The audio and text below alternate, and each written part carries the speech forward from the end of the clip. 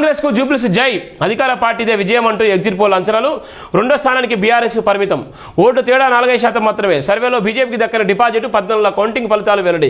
BJP పరిస్థితి అయితే చాలా ఘోరంగా ఉందని చెప్పొచ్చు. బీజేపీ పరిస్థితి అయితే ఇక మనం చెప్పుకోవడానికి కూడా ఇక మనం మాట్లాడే ఎంత మాట్లాడతాం తక్కువనే.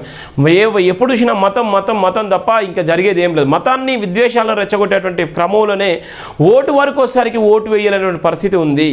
ఇలా ఉన్నటువంటి బీజేపీ వాళ్ళు ఏదైనా చేసి అభివృద్ధి అంటే ఎక్కడేసిన గొంగడు అక్కడే ఉంది.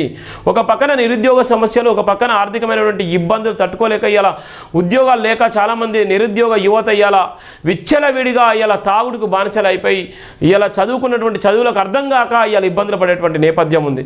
వాటి గురించి ఎక్కడ కూడా మాట్లాడరు, వాటి గురించి ఎక్కడ కూడా చెప్పరు.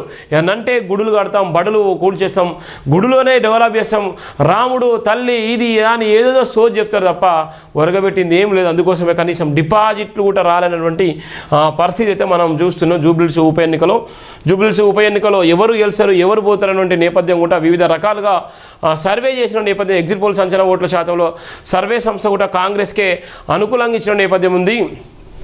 చాణక్య కూడా 46% ఇచ్చింది, స్మార్ట్ పోల్ కూడా 48%, Atmasakshi 46%, peoples pulse 46%, HMR survey 48%, polls today 47%, PR 47%, ఆర్ఆ 47%, మిషన్ చాణక్య 39%.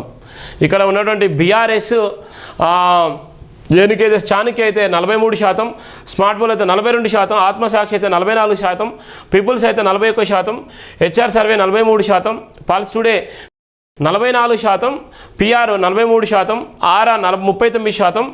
ఇక్కడ ఒక మిషన్ చాణక్య మాత్రము ఇక్కడ కాంగ్రెస్కి 39% ఇచ్చింది, బీఆర్ఎస్కి 41% మాత్రమే ఇచ్చిన నేపథ్యం ఉంది చివరిగా ఉన్నటువంటి నేపథ్యం. ఇంకా బీజేపీ పరిస్థితి 6%, 7.6%, 6.5%, 6%, 7% అనేటువంటి నేపథ్యంలో బీజేపీ ఉన్నటువంటి నేపథ్యం. కనీసం బీజేపీకి డిపాజిట్లు కూడా రాలేనటువంటి నేపథ్యం అయితే మనం చూస్తున్నాం. బీహార్ ఎన్డీఏదే మళ్ళీ అనేటువంటి ఒక ప్రధానమైనటువంటి వార్త కూడా చూస్తున్నాం.